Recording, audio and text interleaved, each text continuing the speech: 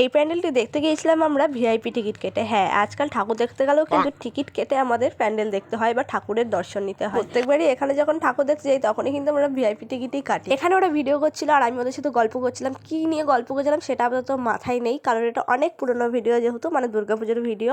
তো এরপরে চলে এসেছি আমরা সেই লন্ডনের ব্রিজে। হ্যাঁ, তো সেখানে ঢুকবে এবার আমরা ভেতরে আসার পর বাইরে দিয়ে এটা যতটা লাইটিং দিচ্ছিল, যতটা আকর্ষণ করছিল প্যান্ডেলটি, ভেতরে আসার পর কিন্তু সেটা সেরকম কিছুই করছিল না।